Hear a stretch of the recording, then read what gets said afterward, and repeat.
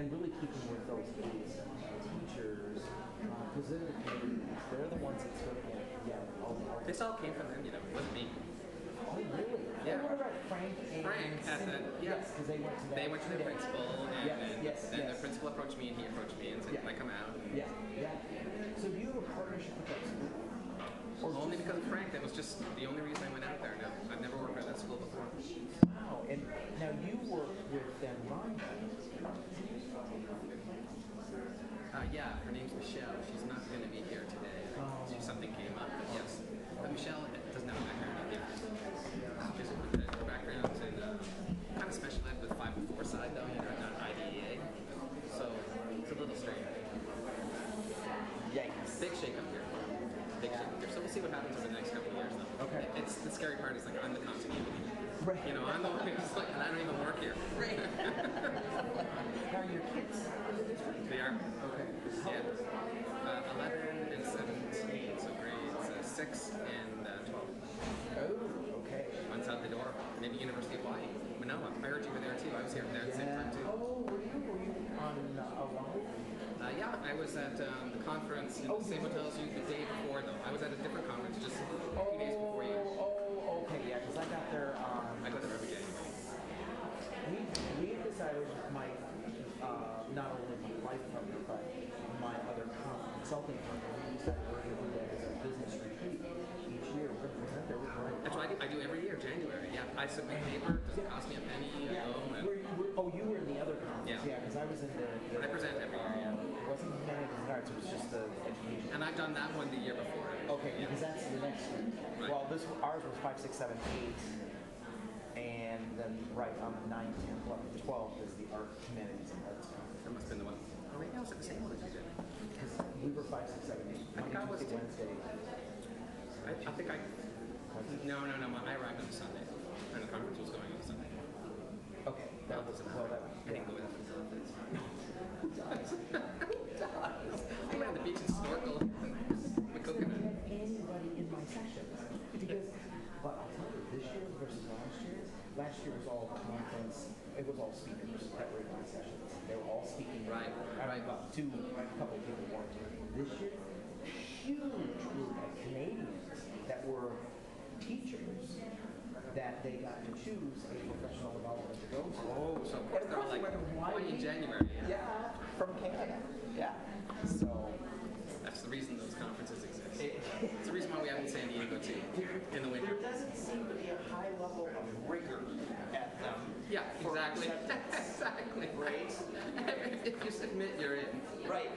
Okay, now why am I getting that?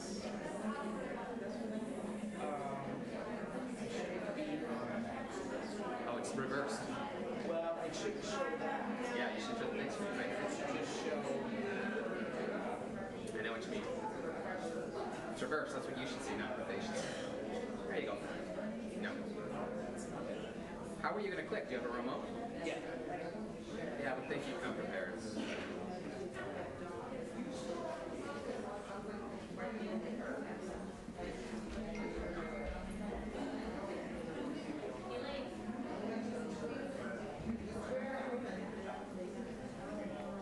If you're looking to use this professional development toward your Tier 1 certification, make sure you sign in and get a certificate outside, all right?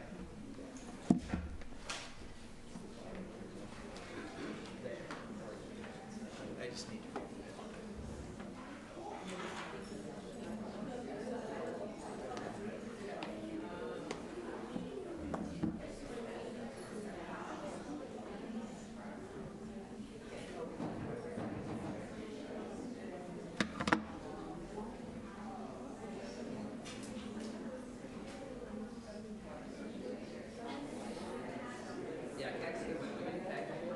Oh yeah, I was keynote last year. Don't you remember? Apparently I was the last person at the conference too. Yeah, that was in Anaheim. Yeah, that was in Anaheim. Okay.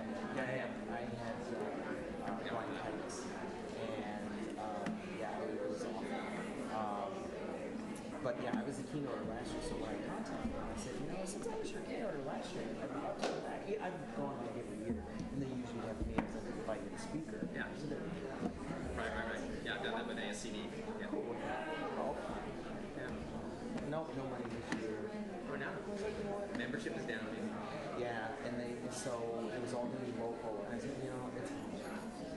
So we're driving. We're actually bringing our 2 dogs. We went to the house. We're driving out. We're 18th. Yeah, I don't miss it. It's the perfect time of year to go to Palm Springs too. That great big city's so nice. So nice. Yeah, we're staying in Cathedral City. Resort. No. It's like somebody's carriage house or motor house. But I'm cool with it. Yeah, like Airbnb type thing. That's what I did too. I stay downtown Airbnb. Oh, okay. We've looked closer into Palm Springs, but it got more and more expensive. So since this is out right now. I see. Yeah. And then it's like traveling on my own. Yeah, totally different. Yeah. I wasn't saying, I'm gonna touch base out there, and then I think you can probably introduce yourself, and then we're good to go. Okay. Like you have to fill all the time. Use what's appropriate. All right. Yeah.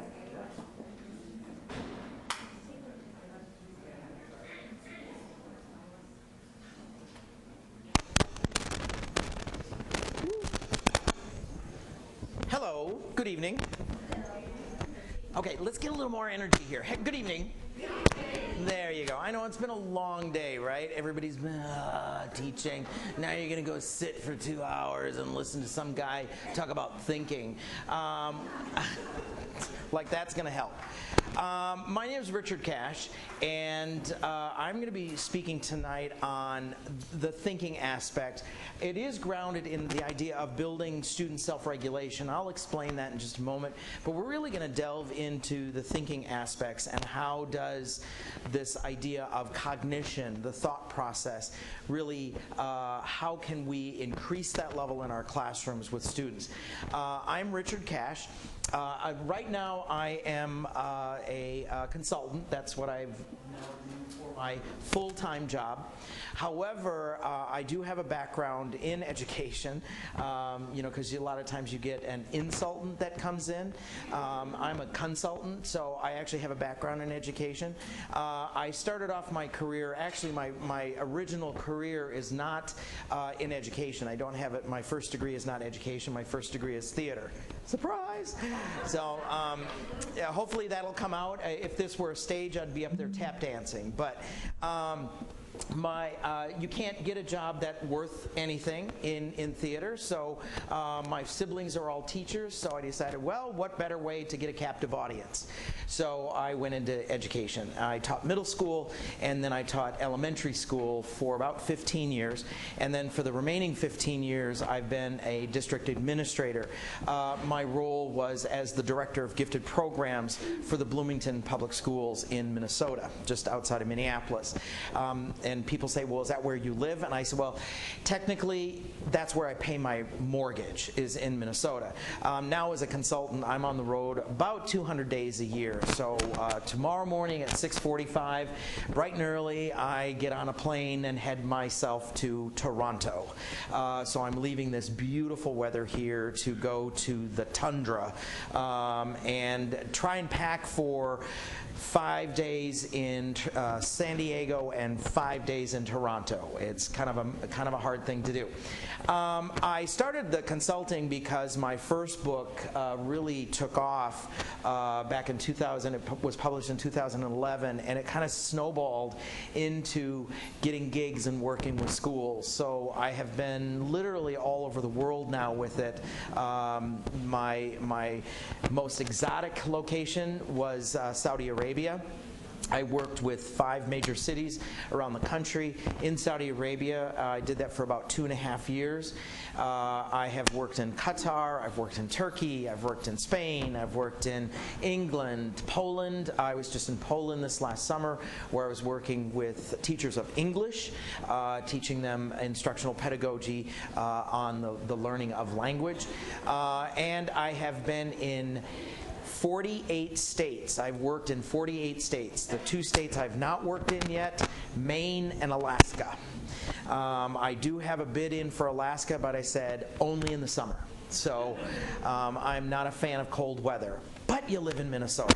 That's why I consult. Now, I'm getting a lot of scratchiness here, and I think it's probably my shirt, huh? And I have to have this on because he's recording me. So you'll just edit that out, right? Okay. I'm going to try and not make it scratch so much. I do have another book that came out last November, or actually 2 Novembers ago, and it's called Differentiation for the Gifted, Going Beyond the Basics. I wrote that with my friend Diane Hecox, who is also a specialist in differentiation, as well as gifted education. We both come out of the field of gifted ed. For those of you that don't know, this is really going to bother me, and he's going to come out and help me here. For those of you that maybe don't know, differentiation, differentiation actually comes out of the field of gifted education. It doesn't come out of the field of special education. It is out of the field of gifted education.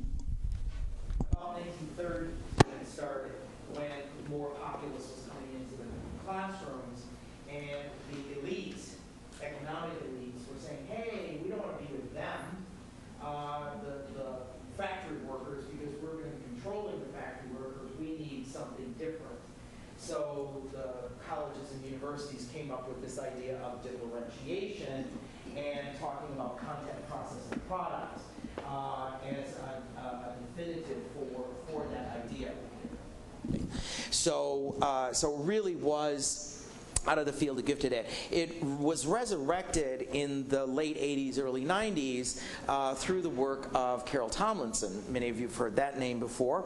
And by the way, Carol Tomlinson's doctorate is from the University of Connecticut in, of all things, gifted education. She graduated under the tutelage of Joe Ranzulli. So she is out of the field of gifted ed as well.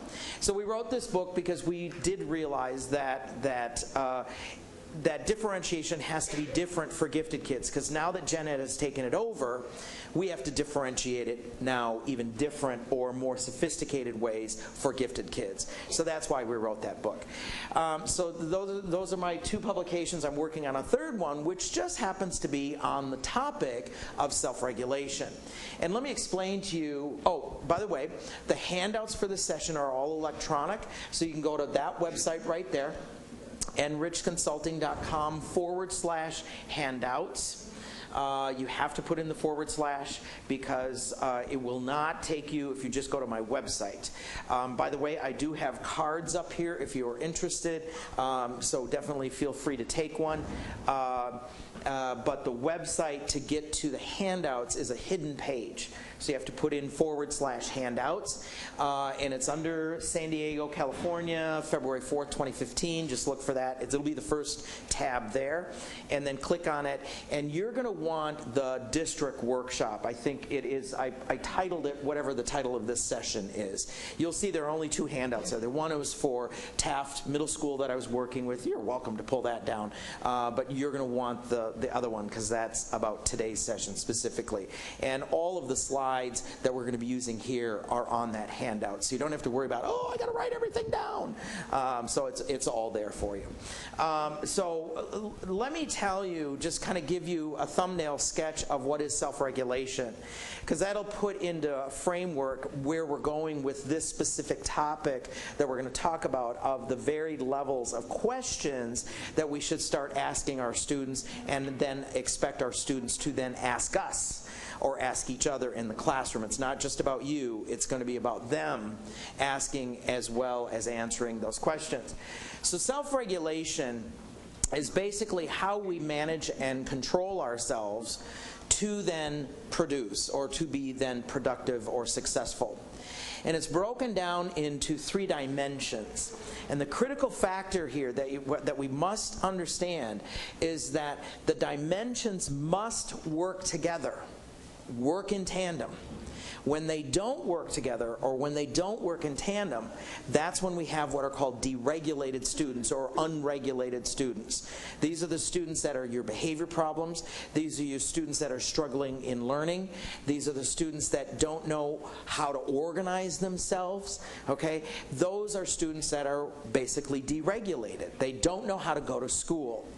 I started this investigation a couple of years ago, because my field, even though my background and all of my degrees are in gifted education, I do a lot of work with general ed schools, because I believe that about 95 to 99% of what we do in gifted ed is good for all kids.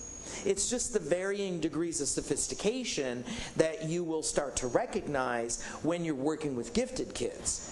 But I still believe that much of what we do in gifted ed is really good for all kids. So why not offer it to all kids? Let all kids try to float up there. So I was offered, or was requested to come and work with a school district in very, very northern Minnesota. And it is on the Red Lake Indian Reservation. And the Red Lake Indian Reservation is one of two reservations in the United States that's what's considered a closed reservation. You cannot move on to the reservation. You cannot own property on the reservation. It's all owned by the reservation, and it is closed to only Red Lake Indians.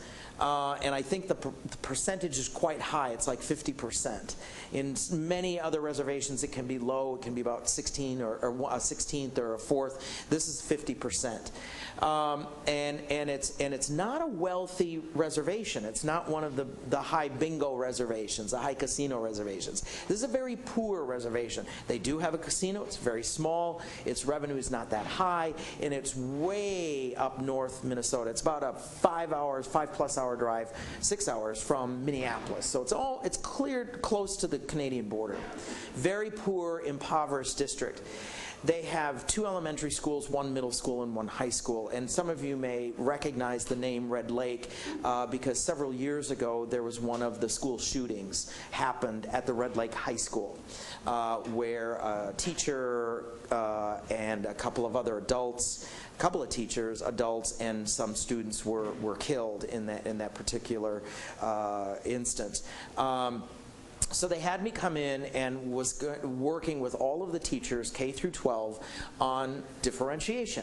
So basic introduction, what is differentiation, kind of simple things. Here's how you can do different types of activities with kids based on their interests, based on their readiness, based on their learner profile. How do you differentiate activities? How do you differentiate product? Just very basic stuff. And the teachers all pretty much sat there like this. Because part of it was they were forced to go. I really hate those forced professional developments because y'all take it out on me, right? You take it out on the guy standing in front of you. So I know that. I get it. I've dealt with that. I sat in your seats too, so I try to make it as engaging, as interesting as possible. But the second or third time as I was going in there, I kept seeing that same affect from the teachers. And finally, one day at lunch, instead of going off and sitting by myself to kind of get my downtime during this, I decided I'm going to sit with the teachers. And I'm going to sit with the nastiest looking teachers, the coaches. I'm going to go sit with the coaches. Math and social studies. And I sat down with them, and they, of course, were mad at me because it's like I forced them to come. And I said, hey, tell me something. You all hate me just by looking at me, right? Well, we don't want to be here. And I said, I get that. I want you to think about this. When you're choiceless, because this is not a choice for you to be here, right? Right. How are you feeling right now? We don't want to be here. We're mad at you. You know, they told me all the nasty things they would like to do to me. And I said, you know, I understand that. I want you to think about your students. Do your students ever feel choiceless? Do your students ever feel like they have to be there? And they start taking it out on you?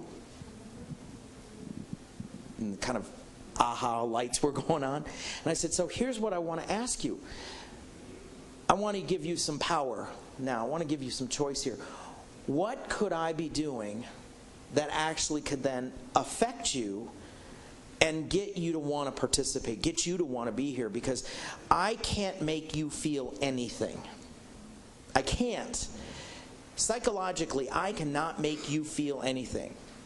Wait a minute, my therapist said you can't. No, your therapist said that you make you feel. You are in control of your feelings. However, I can provide an environment that gets you to feel better. What could I be doing that could get you to feel better? And they said, you know what, we've had numerous professional developments on instructional strategies. The state's going to take us over, all that stuff. You know, they're hearing all that negative out there. And they said the one thing no one is doing is they're not coming into our classroom and seeing what we're dealing with. I said, I appreciate that. So I went to the superintendent and I said, I'm not doing these anymore. I said, take the money that you're offering me and let me come into the classrooms. Let me sit in the classrooms and let me observe what's going on in those classrooms. Right away, a couple days later, I drove back up there and I went and I sat in the high school first, then I moved down to the middle school. I didn't go to the elementaries because I was finished. I knew what I needed to do. When kids were changing classrooms in the high school, this is what you heard. Nothing. There was no hall conversations. There was no cacophony.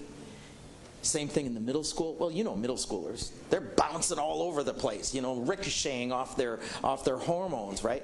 Same thing. Not a noise, not a sound. I'd go into the classrooms and I'd watch the kids. They had no direction. And I actually sat with kids and I said, tell me, hey, you know, give me some idea of what's going on here. And every kid I talked to said, why am I going to school? I don't need to be here. Really? I'm going to get, when I turn 18, I'm going to get my stipend, $1,500 a month. And I don't have to work because they can't own property there, so the homes are basically owned by the res, and they don't need to do anything. Their generational poverty, their generational focus has been on the victim position.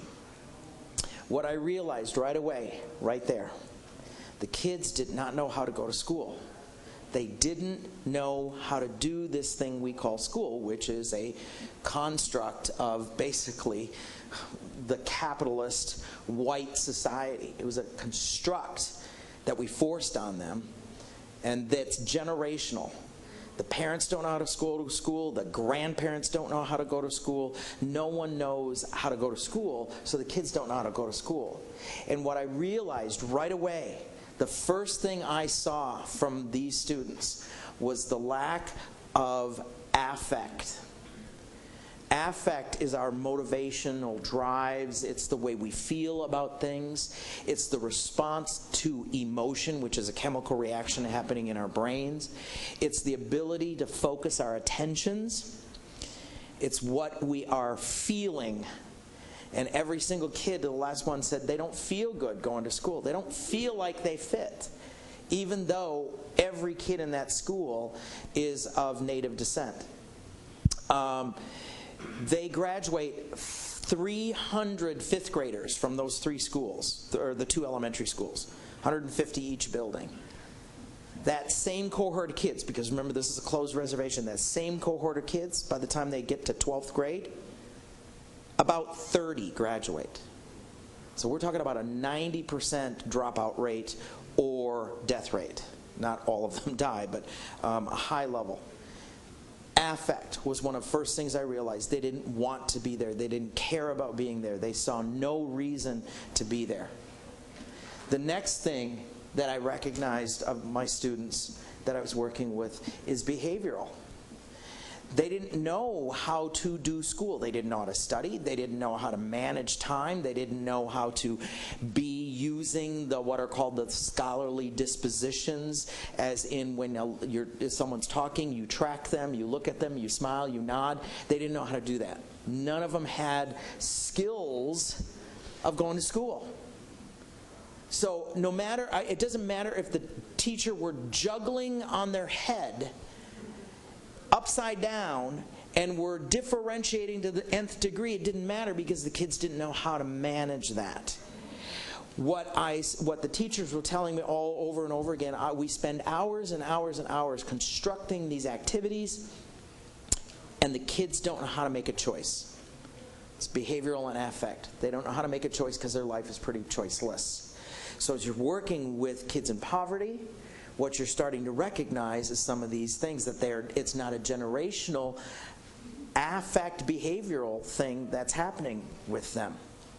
And the third thing that came along with it is the third dimension of self-regulation is cognition. It's the thought process that we all go through. However, our brain is programmed to solve problems of survival in the natural environment in almost constant motion. Let me say that again. Our brain was designed to solve problems of survival in the natural environment in almost constant motion. What is the antithesis to that phrase? Meaning the opposite. School. School is not a place where there's constant motion. They don't need to survive because survival is food, shelter, and water.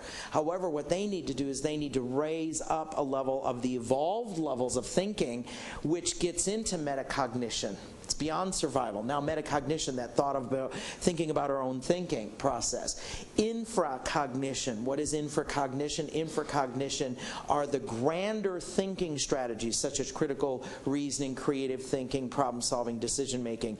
Those are grander. So they're large, so I can say, well, for this particular problem, what I need to use is more critical reasoning to solve that problem. They didn't have that structure because they didn't need to. They didn't need to necessarily practice it. Metaphysical thinking is really like existentialism, that ability to kind of think about your life beyond yourself. Think about, the humanisms, metaphysics, so way beyond yourself. In most cases, K-12 kids aren't going to be up to the metaphysical unless you're dealing with very highly intellectual kids. Because my field is gifted, I've known some very highly, profoundly gifted kids that at 7th grade were very concerned about life or what goes beyond death. And they were really angsting about that stuff. The general population probably isn't going to get into the metaphysics.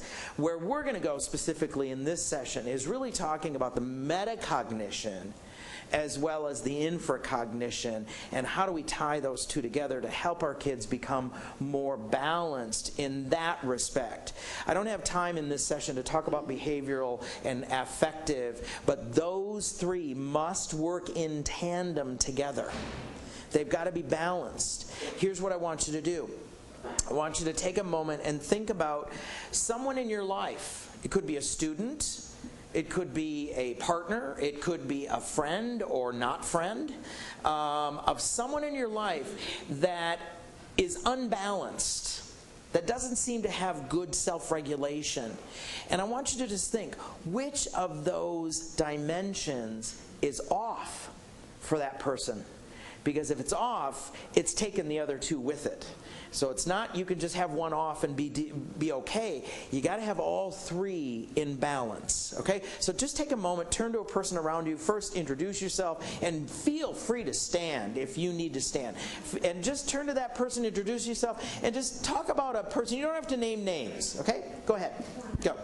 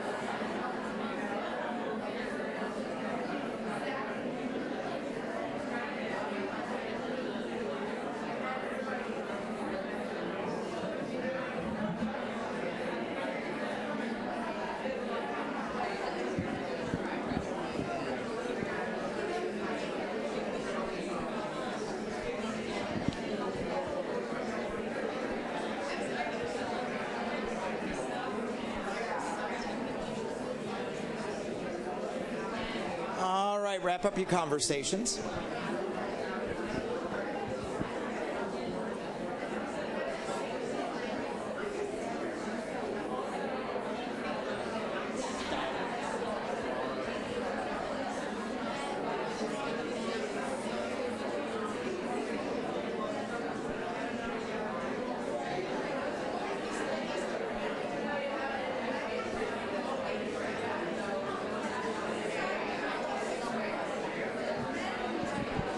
All right, come on back.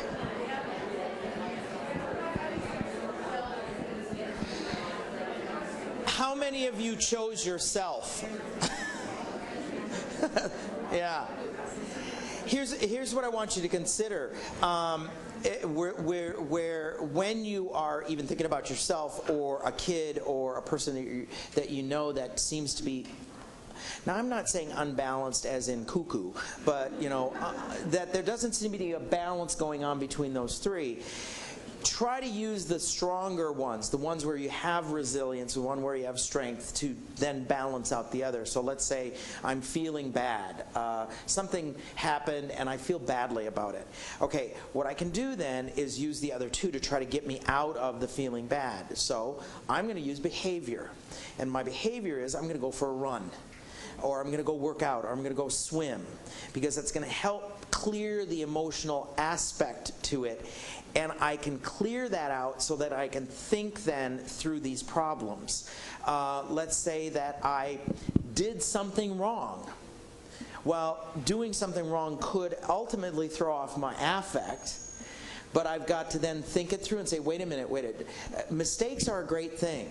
And this is one of the things you want to talk to your kids. Mistakes are opportunities. Mistakes are opportunities. If I didn't make that mistake, I would never know that. In fact, I made a mistake yesterday on my computer, and I pushed the wrong button, and all of a sudden I realized I don't have to go into my system to find out how to get the computer to talk to the machine, the projection screen. I just hit this little button up at the top of my computer. A mistake is an opportunity. And so more of the ways that we can start getting our kids to think about what I call the ABCs, affect, behavior, and cognition. Actually, that's kind of the working title of my book right now, is Self-Regulation for Learning, the ABCs of Success. If we constantly keep that mentality, that idea of ABC, how does that make you feel? What were you doing that was successful or unsuccessful? What is the thought process that you used while you were doing this? And what I find, especially with gifted kids, is that they will rely on this, but don't think about these two sides. And those of you that are working with gifted kids know that there's this thing called asynchrony. And asynchrony is that imbalance between emotional regulation and their cognition, basically. And that will affect then behaviors. So the behaviors, the readout of that will then be off. And so it's always trying to balance those three. And again, for those of you that may have just come in, all of the handouts, every slide here, are on my website at nrichconsulting.com, NRICH consulting.com/handouts with a plural, /handouts with a plural. You can't see it. You might see it on the other screens, but you can't see it on this one. It'll show up at the very end again. So what I want to do is I'm just going to talk about the cognitive side here, the cognition side of this, just in the instance of time. And I'm going to try and get you to work with these as much as possible, so that, because I know it's the afternoon and you've all taught all day, and it's kind of, let's get moving here. So I want to talk about the idea of complexity. And because we're in the land of Sandra Kaplan down here, you've probably all heard about the terms depth and complexity. Well, I like to really define those more clearly for people so that they really get a solid grounding of these terms. We're only going to talk about complexity today, and complexity is basically the thought process our brain goes through to solve problems. That's what complexity is. It's the thinking tools that we use to solve problems. So it's just all kinds of them here, which ultimately then lead to better self-regulation.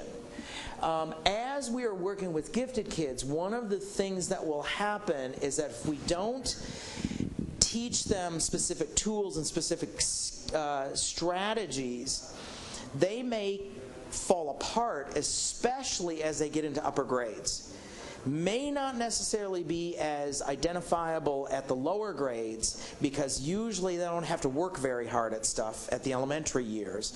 But when they get into middle school and high school, things get much more complex. And if they don't have a tool to pull from or a strategy to pull on, they will then crumble because they don't know how to then manage it and then fall upon a strategy. I want you to understand that there are two things going on here. There are strategies and skills. A strategy is a discrete, conscious action. A strategy is a discrete, conscious action, such as the scientific method. Step 1, ask a question. Step 2, do your background research. Step 3, create your hypothesis. Step 4, do the experiments. Step 5, collect your data. Step 6, communicate it out. That is a step-by-step, conscious, I know what step I'm on, I know where I'm at, skill or strategy. That strategy, when I've multiplied them, I've got more strategies. I can do that more often, and I can do it without thinking about it. I don't need to then ask a question, do my hypothesis, create my experiments, on and on and on. And now I'm a scientist. Scientists don't do the scientific method, because scientists are skilled and they do experimentation.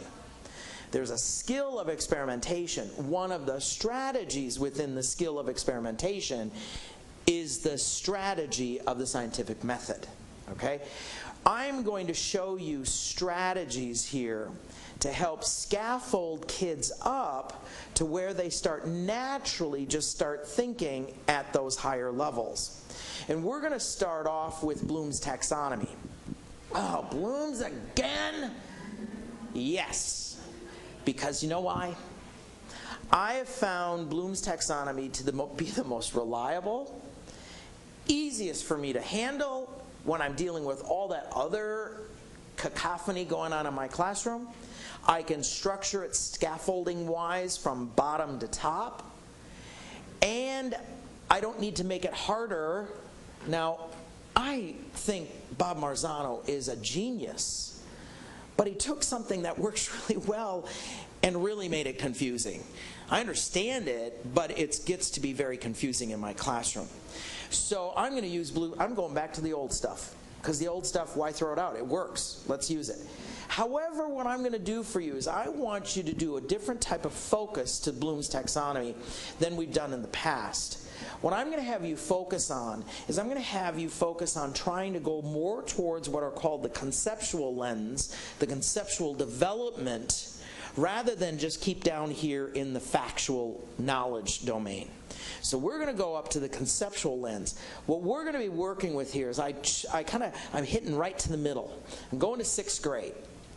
And I actually am using a unit that I taught back in the day, but I'm refocusing it toward the concept. And 6th grade social studies usually is ancient civilizations, right? Okay? Are you any 6th grade teachers in the room doing ancient civilization? Probably doing it right now. So you can take this right into your classroom and do it right tomorrow. Good for you. What I'm going to do is I'm going to look at ancient civilization as a concept of the development of civilization. Because here's why. In what universe does a 6th grader need to know about ancient Greece? They really don't. They can live their life just fine without knowing about ancient Greece. Right? They can live their life just fine without knowing about Mesopotamia. They could live their life just fine and still go to Chichen Itza and not know anything about the Mayans. However, what we're trying to get at with kids is the ideas, the big ideas, and the vehicle just happens to be ancient Greece. The examples just happen to be Mesopotamia. The ideas come from the Mayans. What we're really talking about when we're teaching about ancient civilization is the development of civilization. We live in a civilization, right? Sixth graders are not very civilized, right? Been there, done that. However, they're civilized in a way because they live in a civil society. What does that really mean? Plus, if we know where civilization comes from, when I get up to 10th grade U.S. history, or 9th grade if you're doing U.S. history at 9th grade, 9th or 10th grade U.S. history, or even 7th grade U.S. history, I understand civics. I have a concept of what that is, and I can start saying, oh, we didn't just make this stuff up in 1776. This comes from ancient ideas. This has been going on for thousands of years. Ben Franklin didn't just sit down one day and say, oh, let's have a constitution. No. It came from the idea of civilization has developed over time. And so what we're going to look at is Bloom's taxonomy through the lens of the concept of developing civilizations. And we can take this right down into the classroom, because the classroom is a microcosm of civilization. But we're going to do this because we're going to use that example because we have that textbook now that says we have to teach it, or somebody sitting at a district office says you have to teach that, or somebody in some state standard said you have to teach that. Well, let's use that as a nice, beautiful vehicle to get to that understanding of developing of civilization. So what we're going to do is we're going to walk through each step of Bloom's taxonomy. The first couple of steps I'm not going to spend too much time on because those are what are called lower order thinking strategies. Lower order thinking strategies. Please, please, please don't call them lower order thinking skills, because you hear that all the time. Lower or higher order thinking skills.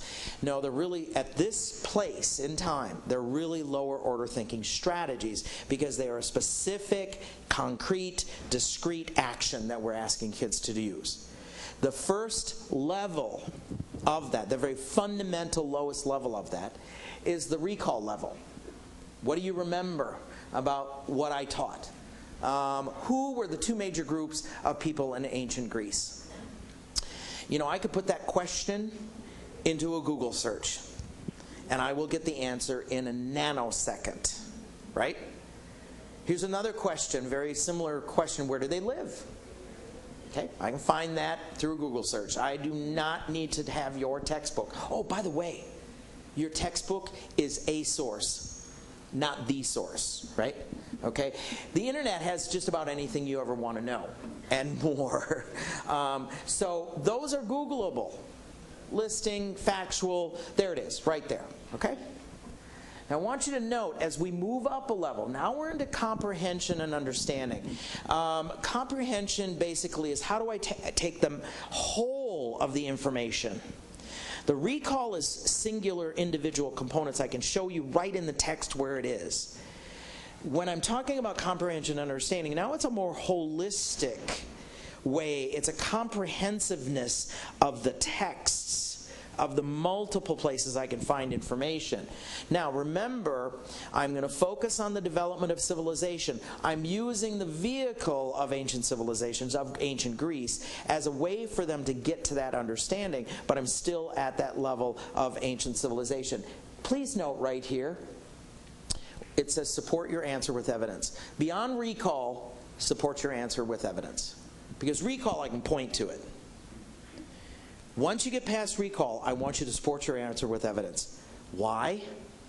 Because I'm sure you've all heard about this funny little thing called the Common Core State Standards. One of the critical factors now that we must have our kids do, and I love it. I love it. There's some things about the Common Core that I don't interpret well. I don't say I don't like it. I just don't interpret it well. But there are many things about it that I think are, thank God, finally we're going to make all kids do this rather than just the gifted kids. So supporting your answer with evidence is one of those critical components. Don't just give me your opinion. I honor that you have an opinion, but your opinion don't matter. Really, in life, your opinion doesn't matter. As long as you can support it with evidence, then I'm okay with it. Okay? So support it with evidence. Here we go. In what ways was their demise a critical point in Greek history? We're talking about those two groups of people. What importance did both groups have on the development of ancient Greece? They're having to look through the text, not just at the text. Now they have to look through the texts. And there's not going to be one specific right answer. There's multiple right answers at this point, and what they have to do is they have to support it with evidence. What is their evidence that supports it? The third of the lower levels is application. An application is just that. It's applying the knowledge that you have. However, we're not just applying our knowledge of the ancient Greeks. We're applying our knowledge about what are we now starting to gather greater evidence on of the development of civilization. In what ways did the rise of the city-states of Athens and Sparta contribute to the development of civilization? Put that into a Google search. You ain't going to come up with an answer. You're going to come up with text that might help you answer, but you're not going to be able to get the answer. Here's another one. Why did struggles between the city-state exist for many years? Okay, they're going to have to use lots of information to do that. This is still considered lower order. This is still considered lower order. Yeah. Yeah. Now, you just said, wow, so what I want you to do is I want you to take a moment and say, in what ways have I changed or supported or contradicted the way you have looked at Bloom's taxonomy in the past? Or, I haven't been using Bloom's taxonomy. Maybe this is a good way to get me start doing it. Okay, so just take a minute. Again, feel free to stand if you need to, but turn and talk. What is changing? What is the same? What might be different? Go.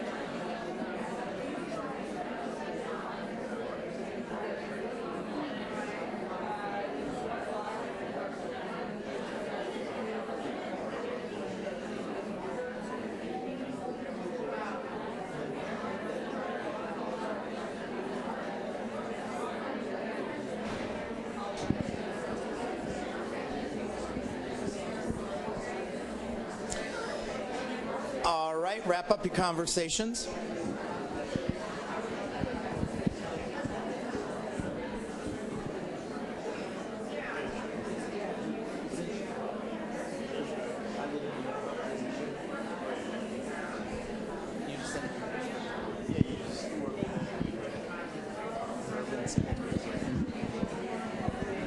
All right, come on back. Let me do just a quick little assessment, formative assessment at this point. Aha, oh no. Aha, oh no. Sideways. I'm not sold yet, or I'm working on it, okay? It's okay to go, that's okay. Because that means that when you have that little sense of alarm, that it tells you got to try something different. Maybe want to push it a little bit further. That's a good thing. That's okay. And if this doesn't resonate with you, don't worry, because I've got a few more strategies here that might resonate with you. Now we're going to move into the next level, which is actually going to now take us into what are called the higher order thinking strategies. So once you surpass application, now in some ways application can be a little bit more high, but it really still is within the lower order, still really content bound. I do also want you to recognize the way that I am writing my questions. I'm pretty fastidious about staying with kind of like 3 question starters. In what ways, who, what, where, might, how, and why. Okay, I'm really kind of using very open-ended questions. The only closed-end questions were the first ones, the recall questions, because those are the only ones that have one right answer.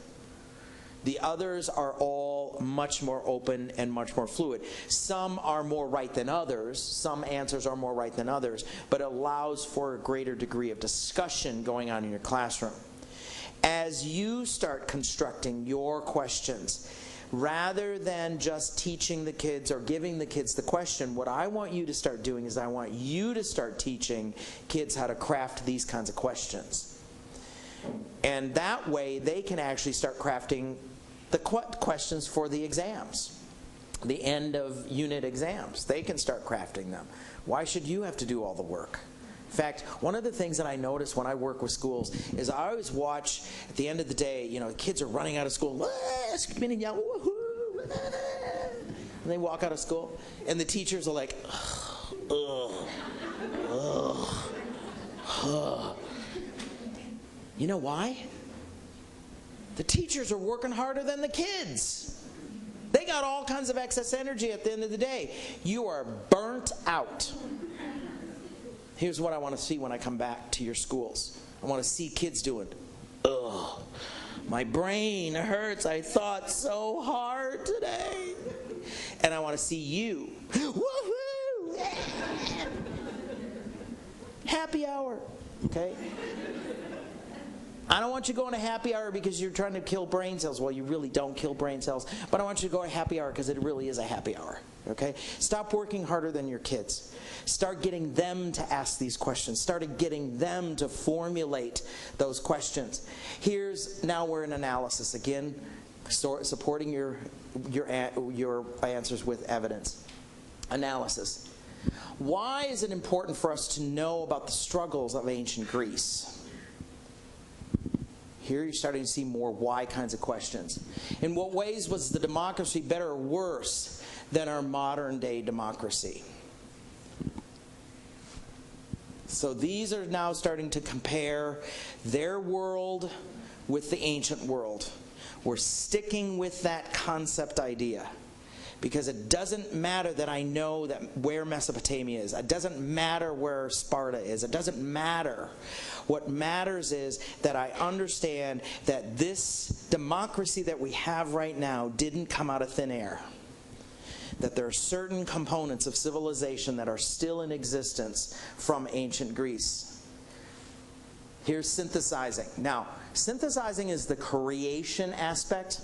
And oftentimes when I get to the creation aspect with teachers is that we create, and I've done this myself, I'm just as bad as an example, is we start creating what I call is fluff and stuff.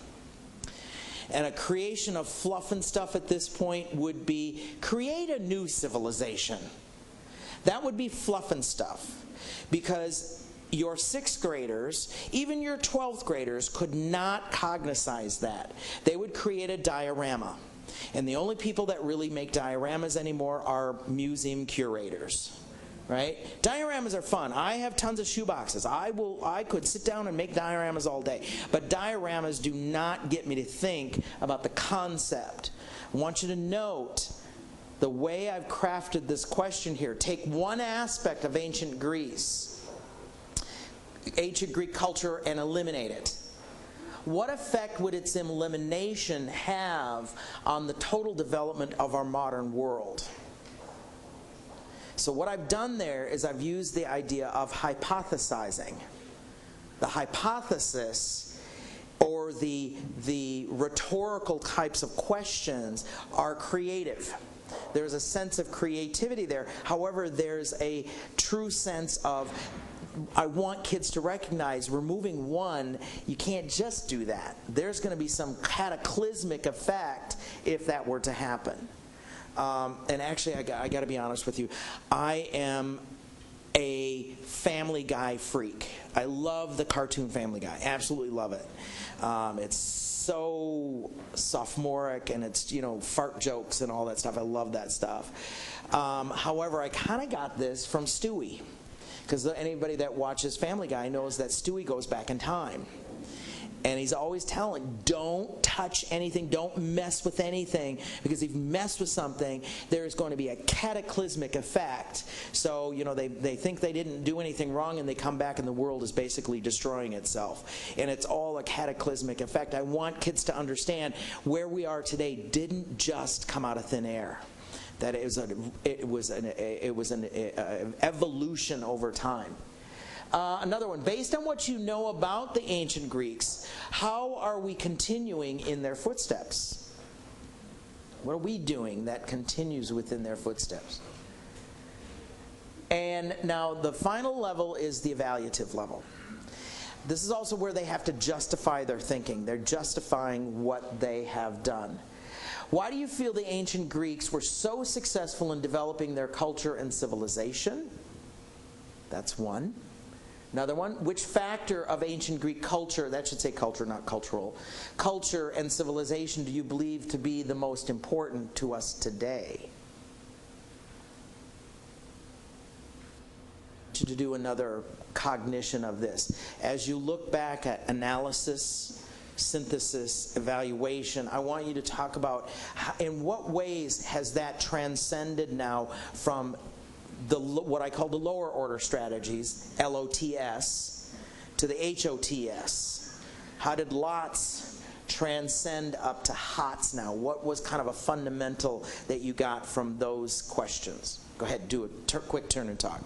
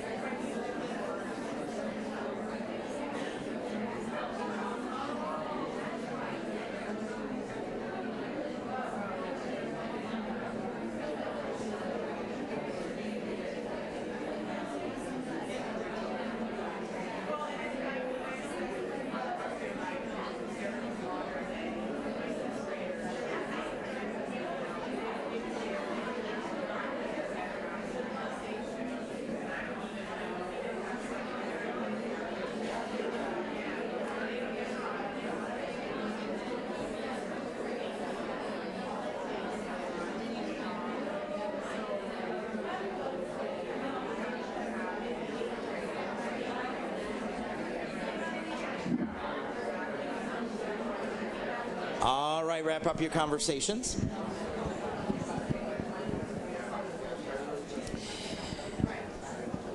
If you are a content teacher other than mathematics, I want you to try and work on this.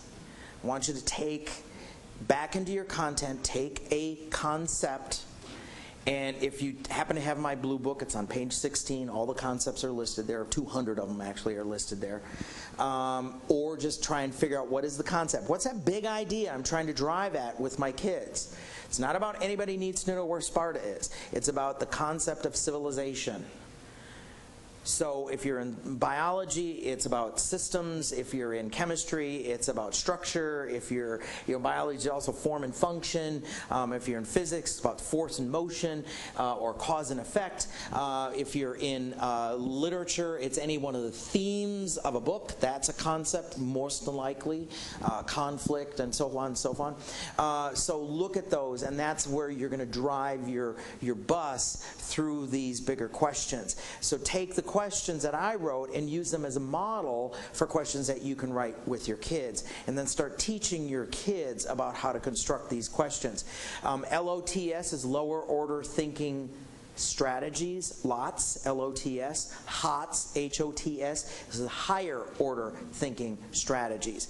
I hope that you recognized in the lower order thinking strategies, it was pretty much textual bound. I could pretty well gather all the information that I needed in those texts.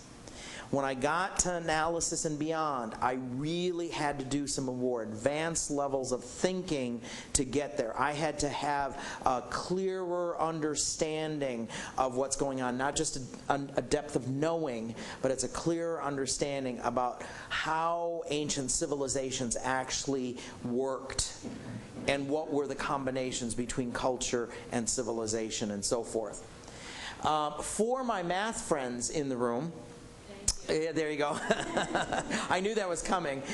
What I've actually done is I've taken math. You know, unfortunately, in American education, we teach it it's kind of like the red-haired stepchild.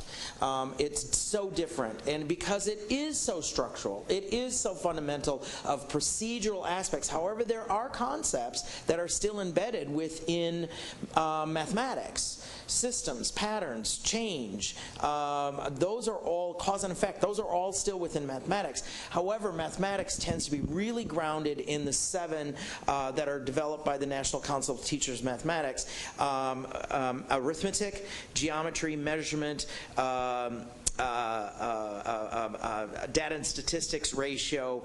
I did them earlier today, and now I've lost them. But those are geometry. Those are all concepts of mathematics.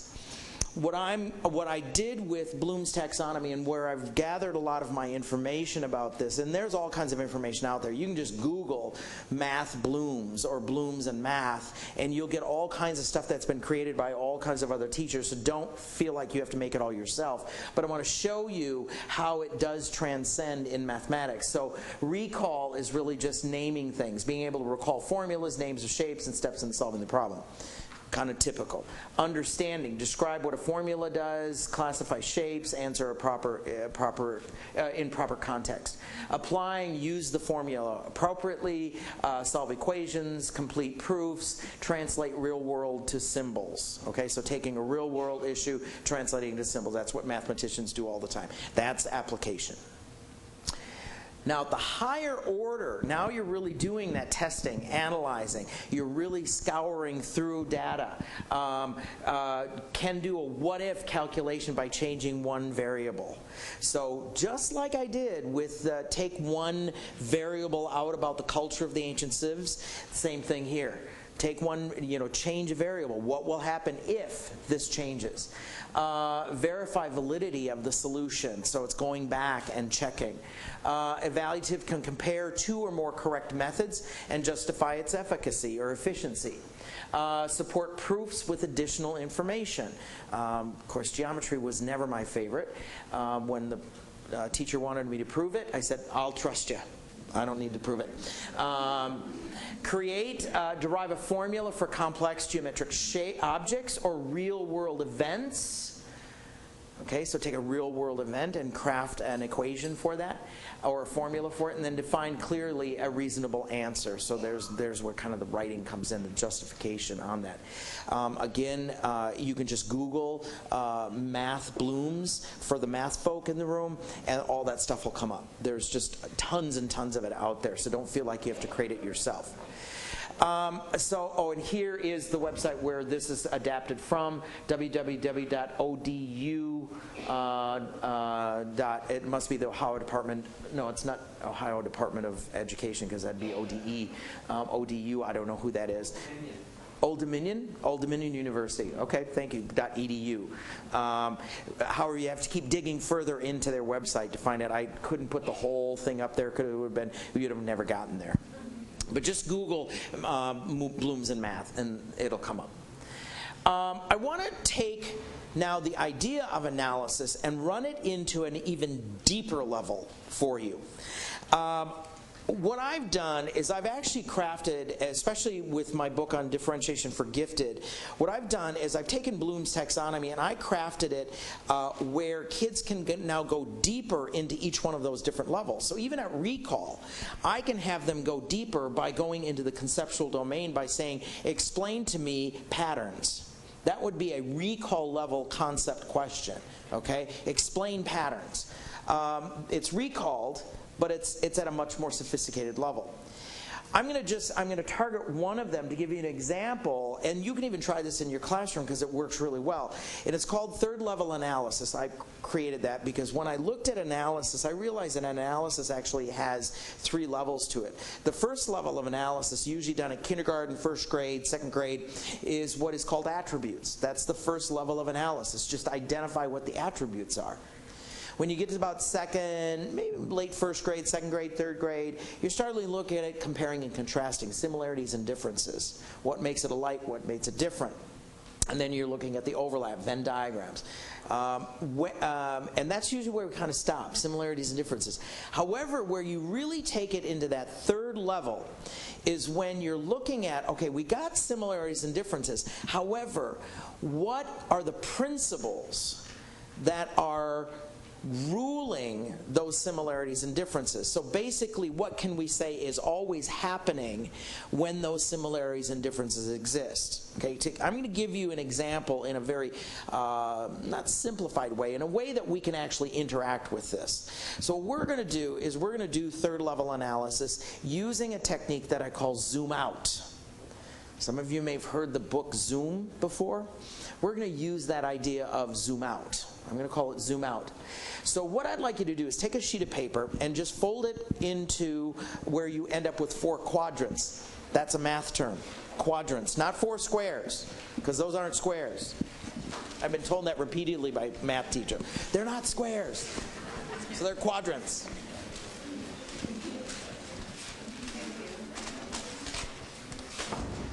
And quickly number it 1, 2, 3, 4, just like it has it up there.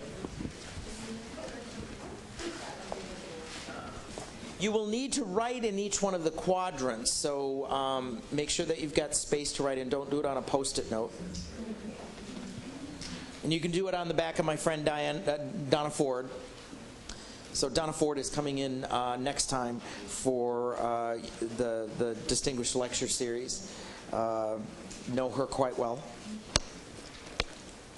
When she comes, tell her Richard said hi. We cross paths on the road a lot. 1, 2, 3, 4.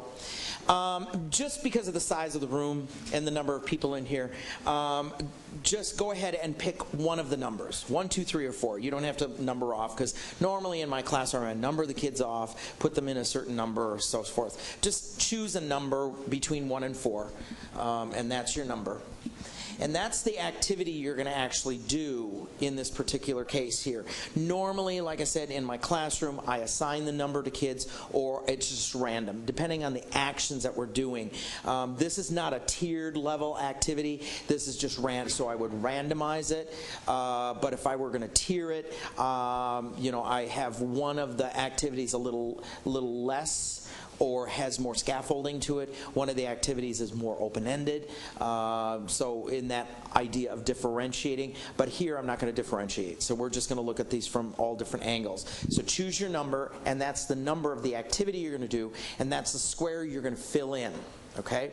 We're not going to be able to do the whole thing, the jigsawing part of it, but I'll explain that when we get there, of what you would do next. So just choose one number, and that's the activity you're going to do. So here we go. The number ones, if you chose number 1, you need to and now don't be going and changing. Oh, I don't want to do that one. I'll wait till the next one. No, that's cheating. All right? Because I just realized that because I let you choose and you didn't say it out loud, okay? So, number 1, hypothesize why the artist created the painting. Don't worry, I'm going to show you a painting here. Don't get all upset yet. Hypothesize why you think that this author created the painting that you're going to see in just a moment. Number 2, predict why the artist chose the time and location of the event that you're going to see in this painting. Number 3 is you're going to suggest the overt or covert messages in the painting. And the number 4 is they're going to relate this work to a current or real world event. Okay? Now, it'd be very interesting to do a statistical analysis of this, but what I'd like you to do is I'm going to show you this painting. You're going to work on the one that you chose, and you're going to fill in. You're only going to get about 2 minutes to do this, so don't take a lot of time to do this. Those of you in the further back beyond this screen here are going to have actually a little bit better than the screen that's up front because the lighting on that screen is not that great. But those of you that are back here have a little better time seeing it. Don't worry. It's not a test. There's no test. There are no wrong answers. There are only what? I heard some people were listening. There are no mistakes, only opportunities. So there are no wrong answers. There are only opportunities, okay? So they're just opportunities here, all right? So I'm going to show you a painting here, and no, I'm not going to tell you the name of the painting. Why? Why would I not tell you the name of the painting? I'm going to skew your observations. We're using observation to analyze. So what we're doing here, notice what it says up there at the title of the slide, support your claim based on what you see. Now, but that's not Common Core. Yes, it is. Visuals are text. Visuals are text, and this is how you start developing kids' understanding of text evidence. You can start with visuals. You have to support your reasoning, your claim that you're going to make here based on only what you see. And remember, there are no wrong answers, only opportunities. Okay? So, remember what you're going to do. If you have to write it down, remember what you're going to do, because I don't want to be flipping back and forth between this slide and the painting. Okay? So 2 minutes. Look at it. Observe it. Pull out your data. Pull out your information. Write your little response. Only 2 minutes. And then we're going to do something with it. So here we go.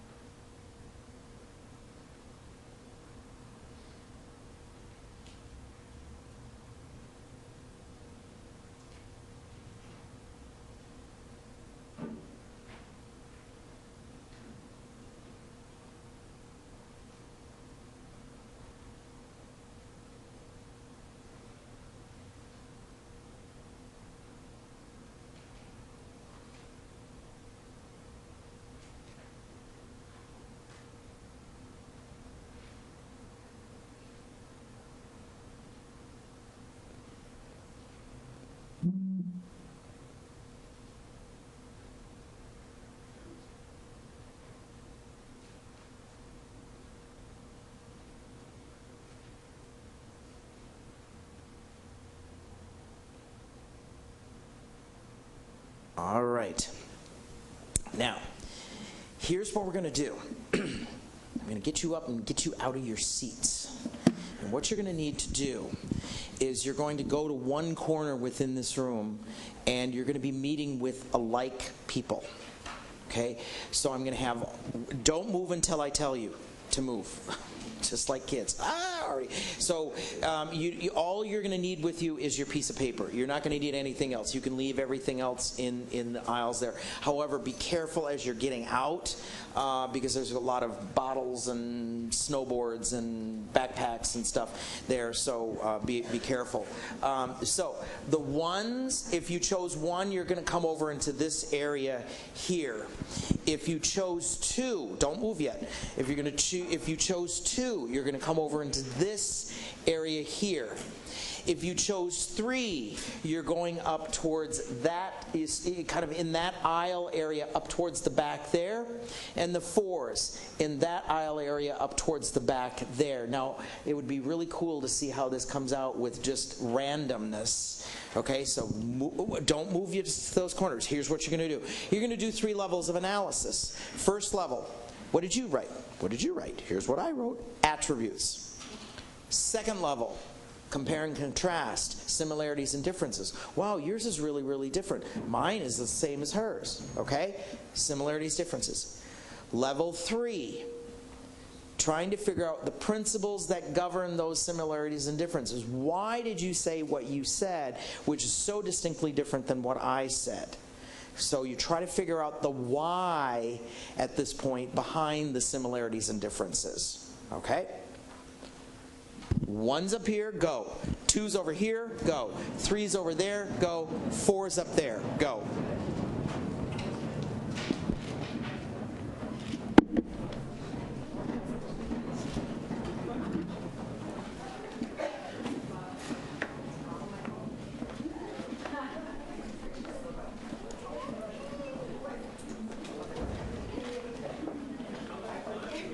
You got about 3 to 4 minutes. 3 to 4 minutes. You're not going to be able to work with everybody in your group because the groups are relatively larger sized. Oh, very interesting here. Most people chose 3 and 4, or 2, 3, and 4. Nobody chose, hardly anybody chose 1. You just choose a few people around you. Don't try to do the whole group. Choose a few people around you, and about 3 to 4 minutes. Not all that much time.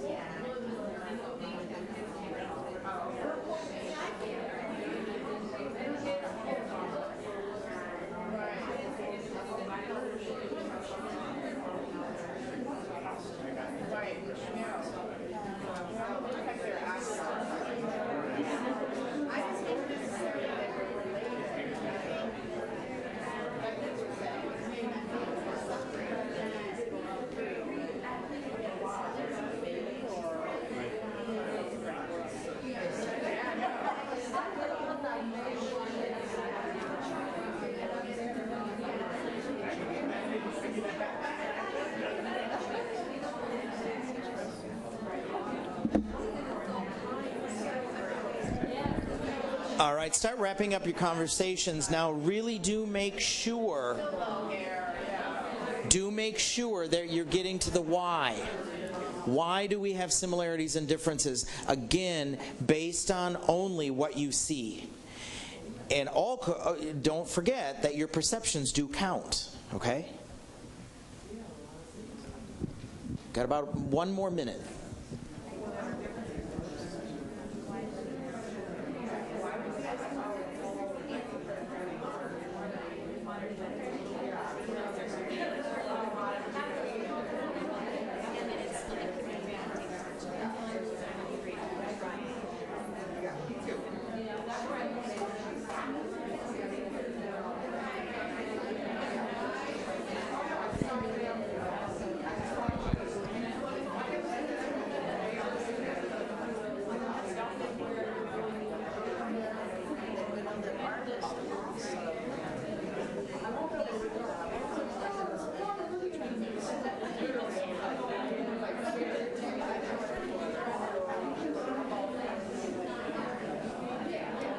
All right, wrap up your conversations.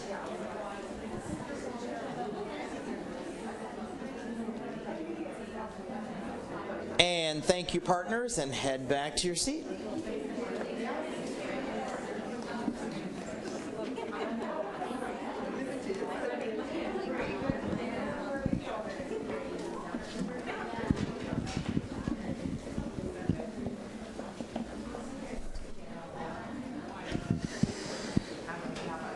While you're heading back to your seats, let me tell you what the next step would be if we weren't in an auditorium with about 100 people. And I know your classrooms probably have the kind of same lack of conduciveness to this stuff, so I get it. Normally what I do is then I go into unalike groups where they then jigsaw. So in each group there will be a 1, a 2, a 3, and a 4. And they will go back in and they'll jigsaw after the third level analysis. And what they're doing is they're basically telling the others what they wrote based on what their observation was. However, they're still putting in the information of the whys. The why there were similarities and differences. What were the foci of each of the different individuals in our group? What were the perceptions? What were the inferences that we were making based on the evidence that we saw here? Okay, and then you would do a general discussion about this. Now, so what? Big deal, right? No, there is a big deal here. Here's your job, just for about 2 minutes. Turn and talk to a neighbor. What strategies am I helping to develop with my students? Ultimately, to develop those skills. What strategies did you use beyond the third level of analysis? What strategies were you using in this activity? So quick turn and talk, about 30 seconds to a minute.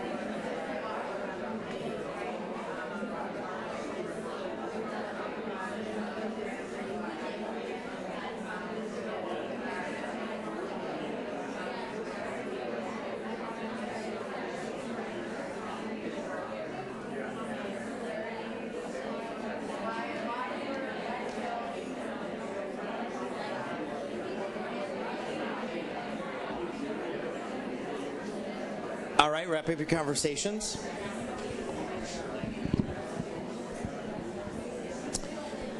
Come on back. Let me hear what strategies we're developing in our students. Just call them out.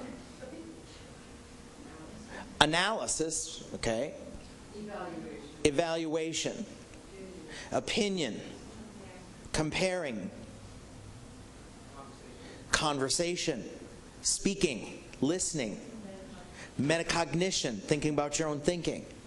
Yeah. Bias. Collaboration. Observation.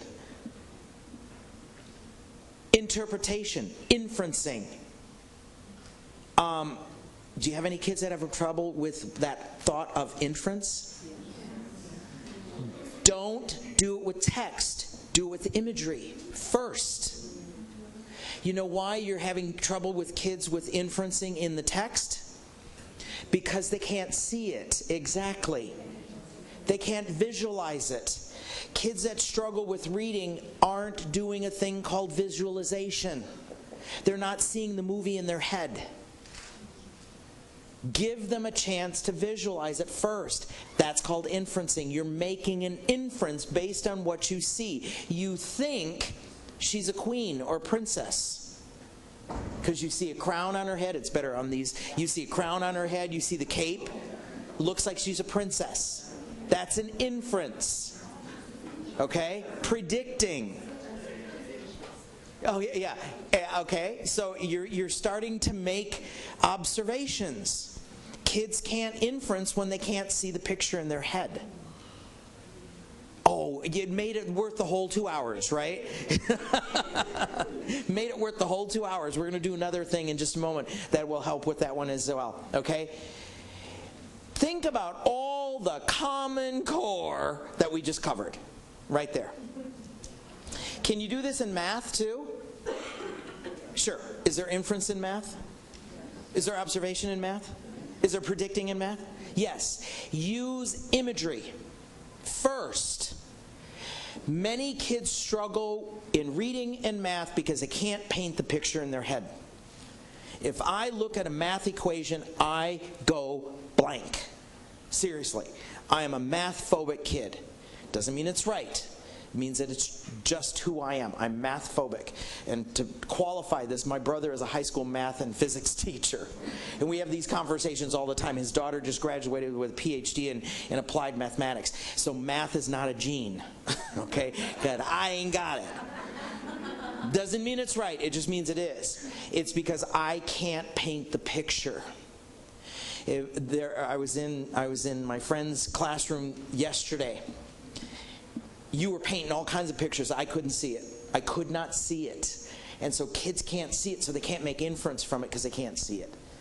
So this activity is called zoom out. And the reason it's called zoom out is because it's a very, very close image. You're looking very closely at it. And for those of you that are wetting your pants trying to figure out what is the name of that painting, because the name of the painting is going to change many of your perceptions of the painting. Here's the name of the painting. It's called The Family of Street Acrobats, The Injured Child, painted in 1873 by Gustave Dior. I think he's a French artist. It was a scene that he came upon in a little French village. And just from his memory, in fact, when I've looked at websites trying to find out a little more information on him, very little to anything written about this painting. Actually, he created 2 of them. And we're still close up with the painting. Here's the full painting. Lots more detail there. So what you do is you start very close in. And with now technology, it's a little easier to do. In the old days when I did this, I had to have cutouts that covered up a majority of the painting, and the circle, I might start it in the corner, I might start in the middle, I might start in someplace else, and then I slowly made the circle bigger so you could see more each day or each hour or whatever. So kids' perceptions start to change from that. And so what they're doing is they're making greater inferences with more information. Of course, as you're reading a text, you can make better inferences because you got more information to make the inferences to, right? So that's what you're trying to do here. You're slowly moving out. Now that you know it's about a family of street acrobats, Does it change your perception of what's going on in the painting? Yeah. However, I do not believe that he just painted that totally as an image, as a snapshot. My inference would be that he was making a much grander statement there. This is my guess, my inference, that he's trying to make a much grander statement there. Why would he put what seems to be the dad as such a dark figure in that corner? And why is your eye drawn naturally to the little boy's shirt? And doesn't it seem like she's almost got a halo around her? Is that almost like the Pietà, Mother and Mary and Jesus? Who's that guy in the background? Is he supposed to represent death? You know, what's, yeah. So again, that kind of an activity helps kids start to form those inferences. Yes, do it in math. Use art, because there is a whole bunch of mathematics going on in that in that painting there. Angle, shape, design, and so forth. There's all kinds of stuff going on in there. What you could do is zoom out in math and just ask about line and point and shape and slope and all that stuff, and have kids find that within the painting, because we want to make it more realistic to kids. So that's zoom out, and I start off with just pieces of art, because there's no quote-unquote wrong answer here. Okay, it's all just perception. And I don't show the kids the name of the painting. However, they go home and try and find it. Wow. I didn't tell them to go do it. They just did it on their own because they're starting to become self-regulated. They are building, as I'm looking here, they're building the curiosity and the motivation to want to know something more. That's my job. My job is not to fill them up with a bunch of information. My job is build that curiosity and motivation. How you can use this in the text, here's a way that I've used it in text, using text. You can use this in mathematics in a way that then goes with, you only see parts of the equation. You predict what's coming next. You predict what could happen. You suggest certain things. Okay, so for the math people in the room, don't think, oh, I can only do this in language arts. No, no, no, no. You can do this as math. In fact, we're going to do a little activity here in just a minute that is all going to be math. It's going to be really fun, really scary for some people. So here's what I did. So predict what will happen next, suggest a line, give a reason for the poem, or relate it to a real or current event. Okay, I just make these up. It's not like you have to go with any scriptedness. You decide. And I put them in groups of 4 just because I do. Now you could just use this as a whole class warm-up. Okay, so let's just say we're using zoom out here, and I'm just going to use one of them. Here's the first line. Everyone grumbled the sky was gray. What do you predict will be the next line? And it's a poem, by the way. Anybody want to take a risk? Yeah, go ahead. Oh, okay, the teacher said we could not go outside to play. What is she starting to do? Rhyming. So she's got an understanding of how some poems work. We had nothing to do and nothing to say. What do you think's coming? What do you think's happening next? Again, I keep asking kids. So it's hard in that first line to say anything because you don't have enough information, right? Okay. Remember that old TV show, Name That Tune? Yeah. I can name that tune in one note. It's hard. Okay. Beethoven's Fifth. So it's hard to, right? The more information I gain, the better access I have to then interpreting it, transferring that knowledge. Okay, here's another one. We were nearing the end of a dismal day. What do you think's going to happen next? And then there seemed to be nothing beyond. Notice it went gray, say, day, beyond. Ooh, didn't fit our rhyme.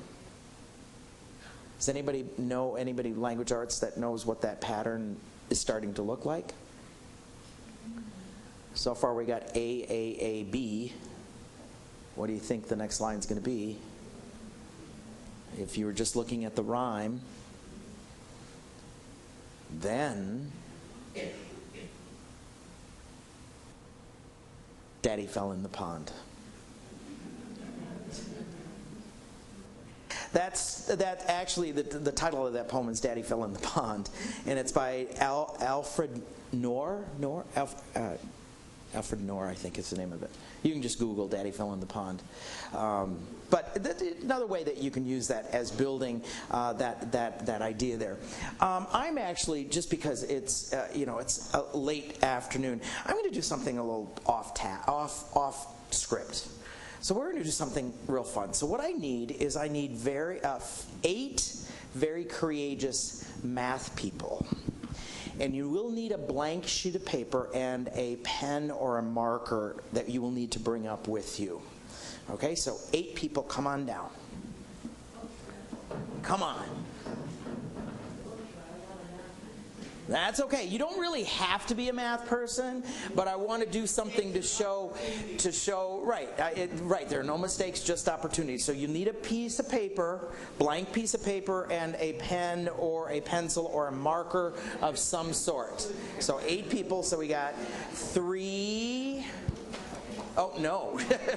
She's running away. Get it out. I'm out. That's our math person. That was the math person, okay? No, there is 3, 4. I know you're a math person. Yeah. 3, 4. Okay, we need 4 more. Come on. It's not going to hurt. It's fun. It's fun and interesting. Yeah, it's fun and interesting. Come on down. There's 5. Come on. There's 6. 2 more. Okay, come on, guys. Don't be chickens.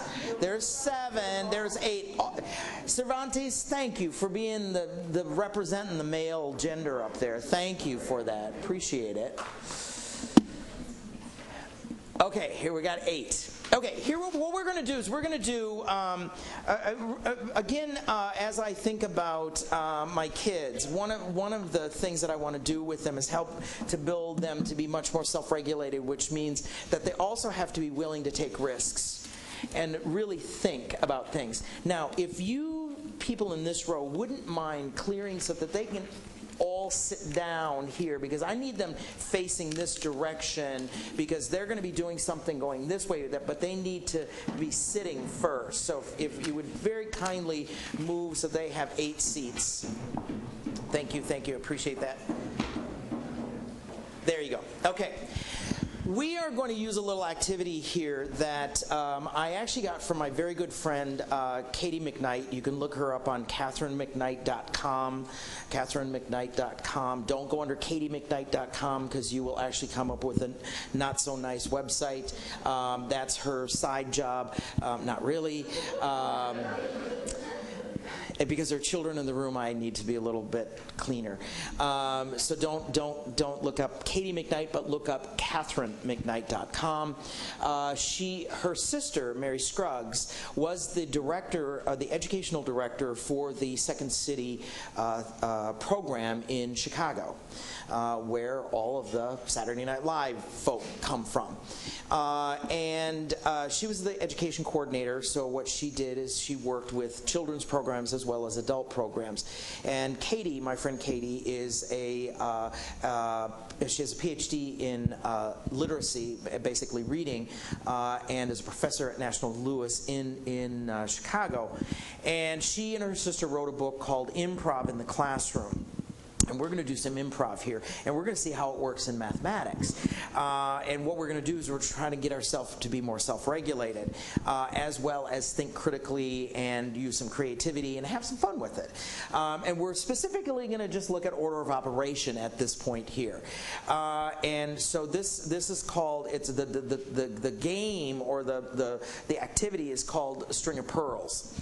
And in this, what we're going to do is we're going to have a line here, and the line's going to go from here to here, and it's going to be a performance line. This is called our performance line.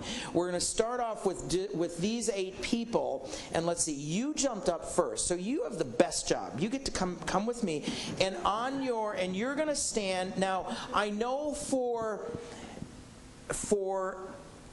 Well, for us up here, it's going to be backwards, but for you there, it would be correct. So over here, I want you to stand right here, and that makes our line right like this, and I want you to face this direction. And on your sheet of paper, I want you to write the answer.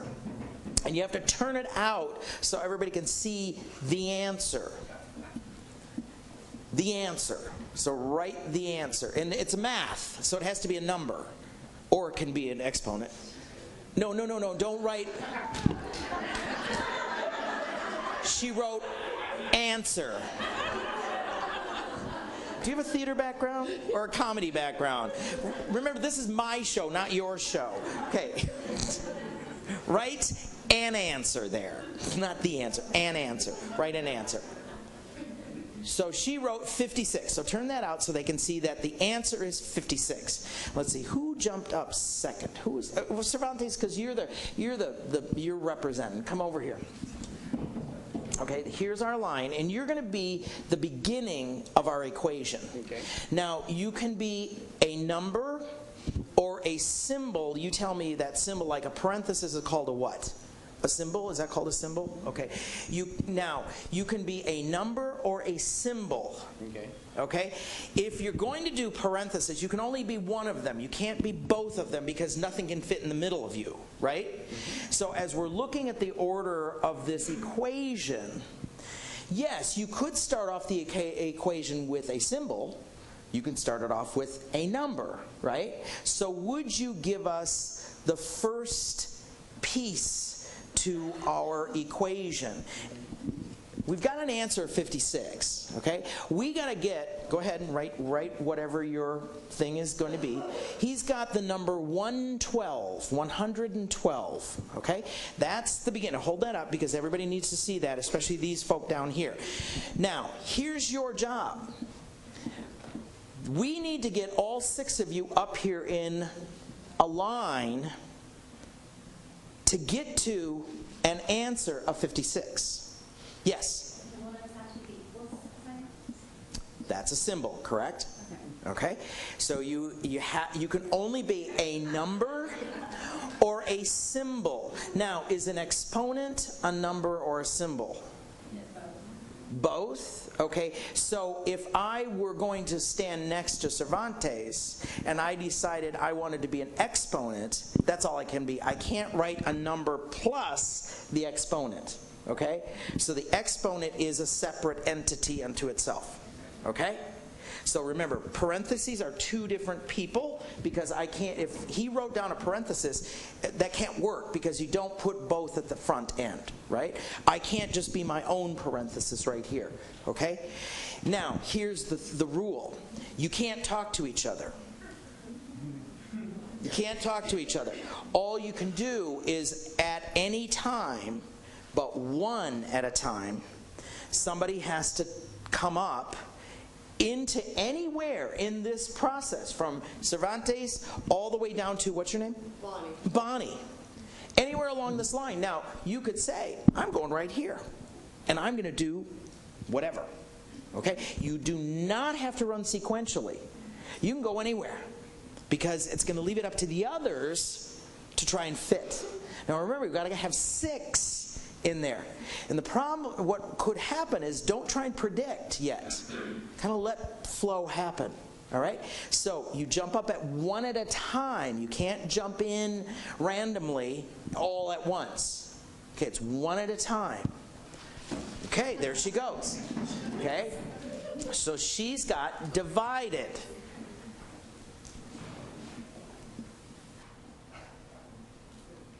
By 2.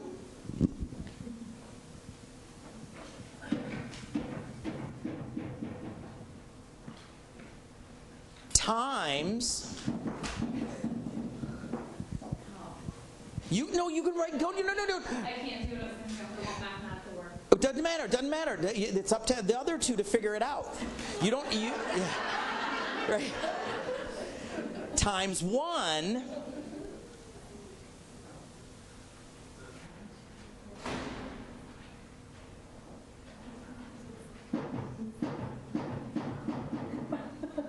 Which is greater than.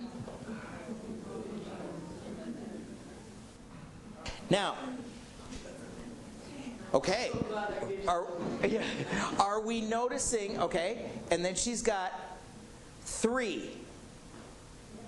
Do we have an issue here? Remember, there are no mistakes, there's only opportunities. Do we have an issue? Who would like to come up and solve the issue? Somebody needs to come up and solve the issue. Here, let me read it to you. 112 divided by 2 times 1, 3 is greater than 56. No. 13 is a digit unto a number. It's a number. Yes. My 3 is an exponent. What? My 3 is an exponent. That's why I called it up. Oh, she's got an exponent. Oh, that's what it is. That's why I was holding it up here. Oh, I'm sorry. I didn't realize it. Oh, no. I meant you couldn't talk down there. You couldn't talk to each other. You can talk to me. So, okay. Let's look at this. 112 divided by 2 times 1 to the 3rd power is greater than 56. Do we have an issue? I'm looking at my math folk because okay. Who thinks they can help solve this issue? Pardon me?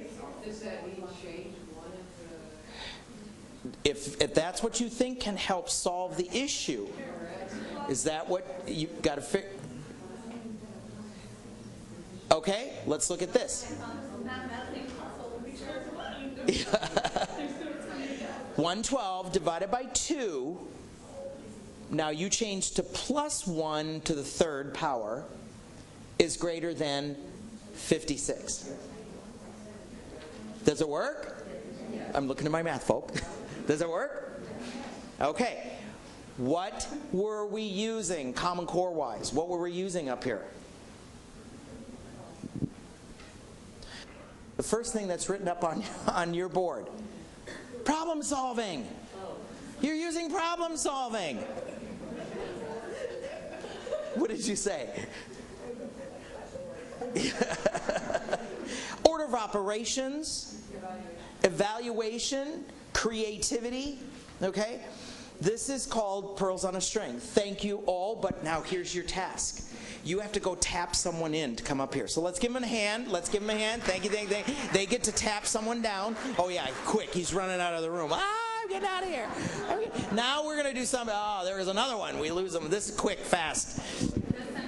Come on down.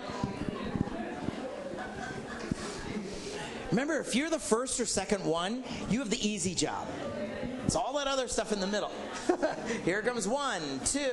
Okay, go ahead and sit down right there in order. 1, 2, 3. Here comes 4, 5, 6, 7. One more. Okay, 2, 4, 6. 2 more. 7, 8. No, people keep walking out. I was like, no, come back. Okay. 1, 2, 3, 4, 5, 6, 7. One more. Oh, here we go. Great. All right. Your kids can watch you perform. That's great. Okay, now we're going to take it into language arts. You can use this in social studies. You can use it in science. What we're going to do, we're going to look at it from a sequential standpoint. That was also sequential, but we start with the answer and so forth. But here's an example of how you can use this in the literary department or in the language arts department. We're just going to do a practice one, and then we won't have time for me to explain any further, but just kind of whet your appetite for wanting to do this. Okay, you came up first. You two came up first. So why don't you come, and you're going to stand here. You're going to be the beginning of our story, okay? And you don't need paper on this one because we're doing language arts, so you don't need paper. You can just hold on to that. What we are going to do is we're going to tell the story of Little Red Riding Hood. Okay. However, it's our version of Little Red Riding Hood. So you are going to be the beginning of our story. And what you're going to do is you're going to give us the beginning of the story. And now what you have to remember here, and all of you have to remember this, you have to remember what you said because you have to keep repeating it over and over and over again because you can't just say it once and then we're done. No, you have to repeat it over and over again. So you get to start our story. And when you start the story, you have to give us enough information that will then let us go on to the next part of the story, okay? But don't give us too much information because you won't remember what you said, okay? So you get to start our story, and it's our story of Little Red Riding Hood. It doesn't have to be the old version. It's our story of Little Red Riding Hood. Go ahead. Help, shrieked the girl, skipping through the forest. All right, okay. Remember what you said. Okay. Can you say that again? Help, shrieked the girl, running through the forest. All right, excellent. And you skipping through the forest. Okay, got to remember that each time. Okay, and that means you have to do it 8 different times. Okay, can't change. Now here's the key. You cannot change. You get to come down here. You cannot change. You have to keep it the way you said it. You can't change it. Okay, so you get to stand right here. What's your name? Maria. Maria. And what's your name? Kim. Kim. Okay, Kim is going to start.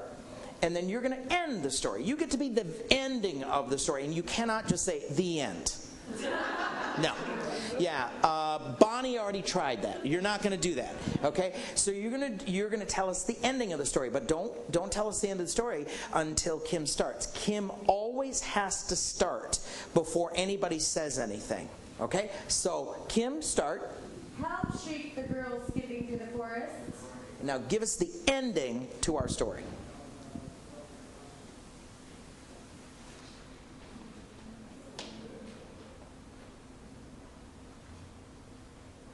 Say anything. Doesn't have to fit.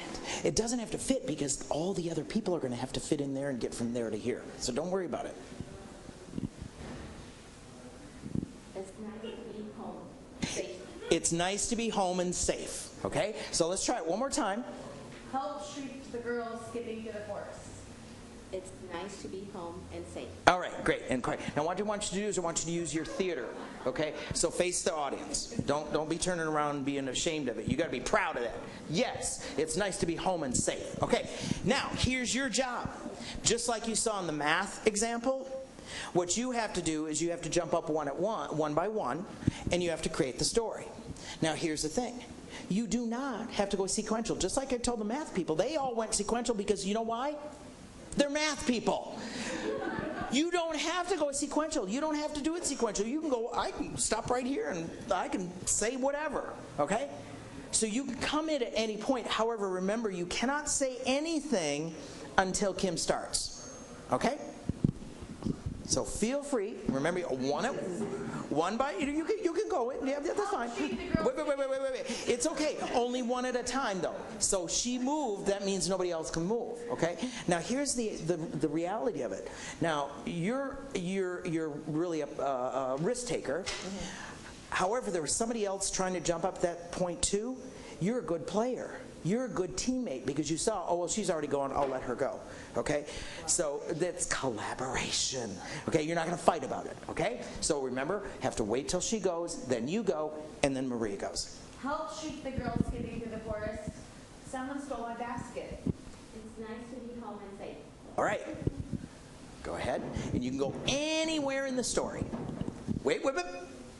Gotta wait till Kim starts. Help, shrieked the girl, skipping through the forest. Someone stole my basket. Oh, Grandma, what a big tummy you have. Wait, don't come. Gotta wait. It's nice to be home and safe. Home and safe. It's nice to be home and safe, okay? Remember, don't say anything until Kim starts. Help, shrieked the girl, skipping through the forest. I was at the market. I don't know what happened. Someone stole my basket. Oh, Grandma, what a big tummy you have. It's nice to be home and safe.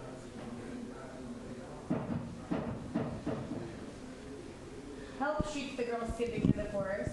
I was at the market. I don't know what happened. Someone stole my basket.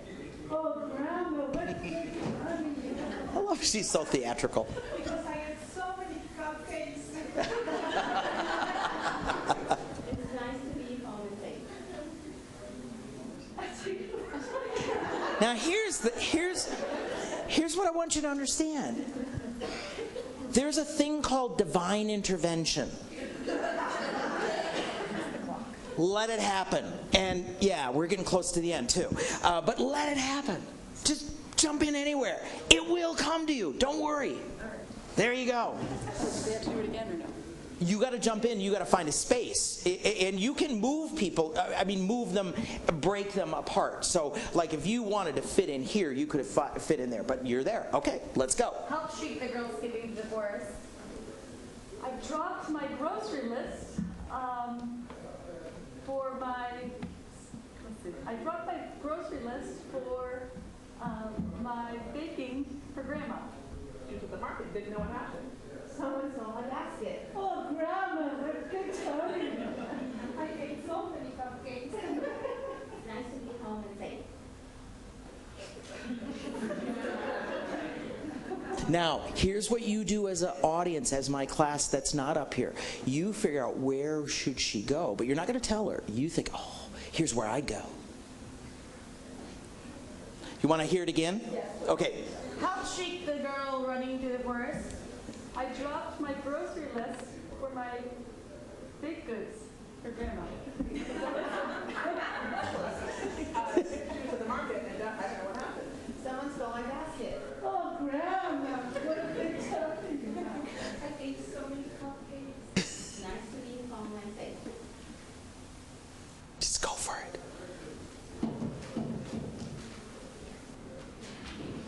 Okay. Help treat the girl skipping through the forest. I dropped my grocery list for my baking needs. I was at the market, I didn't know what happened. Someone stole my basket. Oh, Grandma, what a big time. I ate so many cupcakes. They were so delicious. Now it's time for bed. It's nice to be home and safe. Okay, let's give him a hand. Congratulations. Thank you, then. Thank you. Okay. Now, just in the instance of time, you saw that there was a little bit of inconsistency in the story. Here's what you have now as a great story starter. Here's also what you have is you have an opportunity for a child to come in and rescue, or a child to come in and fix the story. Okay, so all kinds of ways to do that. In social studies, use it as a timeline, a historical timeline, and then group kids by the causes and effects and so forth. If you're reviewing a chapter within the science, let's say you just read a chapter on volcanic actions. Okay, what happened first in the chapter? What happened at the end of the chapter? So it's a review process. One of the things I used to do with my kids is I'd take my whole class and I'd circle them around the classroom. And what I'd do is, okay, starting here, what happened first in this unit of study? What came next? What came next? All 30 kids had to say something about what happened in this unit of study. Good review practice for them. Get them up, get them moving, okay? So I want to thank you for being here. In the handout, there's even more information. It's up online. You can go grab it. My cards are down there. Thank you so much for being here. Have a great rest of the school year.